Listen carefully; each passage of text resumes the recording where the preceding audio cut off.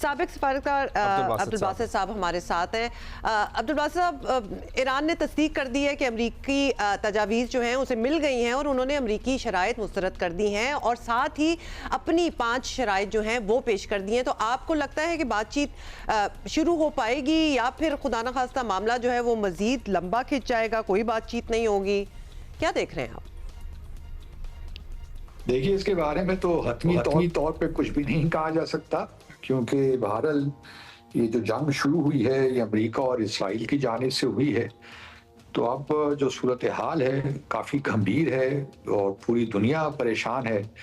हमारे मफाद में तो यही है, क्योंकि हमने एक बड़ा जिम्मेदाराना रोल शुरू दिन से अदा कर रहे हैं और हमारी कोशिश यही रही है कि ये जो जंग है जल्द अज जल्द ख़त्म हो।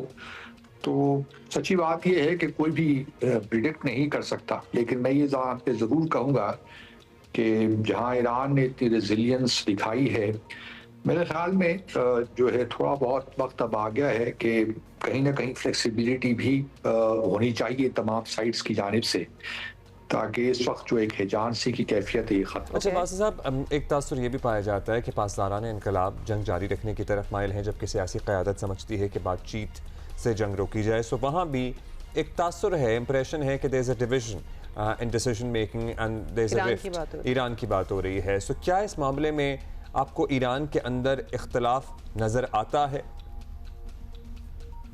मैं नहीं देख रहा, ये बातें तो हो रही हैं, लेकिन मेरा अपना ख्याल ये है कि ईरान जो है इस वक्त मुत्तहिद है। उनके ख्याल में या उनके पर्सपेक्टिव में वो इस वक्त जो है जंग की सारी जो हिकमत अमली है या जो कुछ उन्होंने अभी तक किया है उससे वो अपर हैंड है उनका इस वक्त।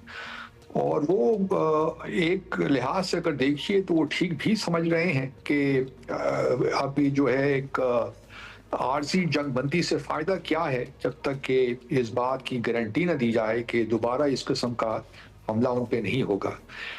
तो मुझे लगता यही है कि ईरान को इस वक्त नज़र आ रहा है कि वो इस सिचुएशन में है, इस पोजीशन में है कि वो अपनी शराइत को कहीं ना कहीं मंजूर करवा सके। ख़ास तौर पे जहाँ तक एनरिचमेंट का ताल्लुक है उस पर, फिर सैंक्शंस की बात है उस पर कहीं ना कहीं अपनी बात मनवा सके।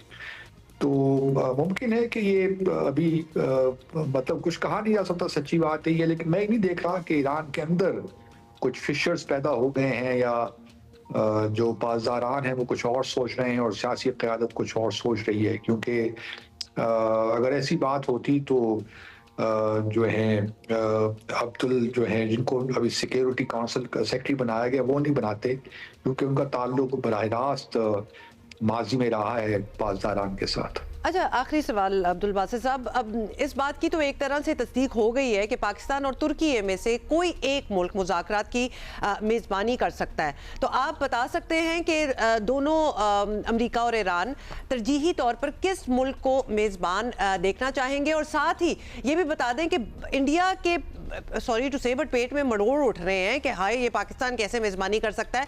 तो इंडिया की इस तकलीफ की क्या वजह आपको नज़र आ रही है?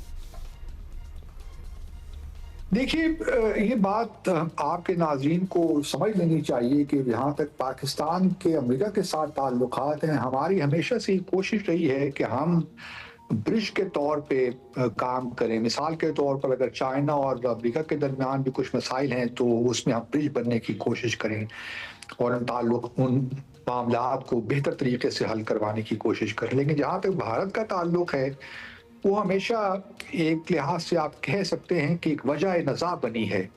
हमेशा डिफरेंसेस पैदा किए हैं। जहाँ देखिए ना, वो चाहता है कि उसकी स्ट्रेटेजिक पार्टनरशिप अमेरिका के साथ हो, तो वो किसके खिलाफ? वो चाइना के खिलाफ ही है, इसलिए वो क्वाड का मेंबर भी बना और उसकी स्ट्रेटेजिक पार्टनर भी है। तो हमारी फॉरेन पॉलिसी का हमेशा से एक बुनियादी असूल रहा है कि हम जहाँ कहीं भी हमारी कोशिश यही होती है कि पीस आए और हम ब्रिज के तौर पर अपना किरदार अदा करें। और यही वजह है कि इस वक्त भारत में एक परेशानी सी तो है कि स्ट्रेटेजिक पार्टनर तो अमेरिका है उनका, और इस वक्त जो है वो ट्रस्ट जो है वो पाकिस्तान की जानिब है। मेरे ख्याल के भारत इस पोजीशन में है कि वो इस प्रोसेस को सबूताज कर सके। ठीक है, उसके इसराइल के साथ स्ट्रेटेजिक ताल्लुकात हैं, जैसे मैंने पहले अर्ज किया, लेकिन मुझे कोई ऐसी सूरत हाल नहीं नज़र नहीं आती जहां भारत को ये उसकी एक कैपेबिलिटी हो या इस पोजीशन में हो कि वो सारे प्रोसेस को सबूताज Got कर it. सके। Abdul Basit sahab, thank you, we got it. और सबूताज करने की पोजीशन नहीं है और नहीं भी कर सकते, कोई रोल कर भी नहीं है सकता, actually कोई रोल फिलहाल नहीं है। इंडिया का। बहुत शुक्रिया आपका अब्दुल बासित साहब।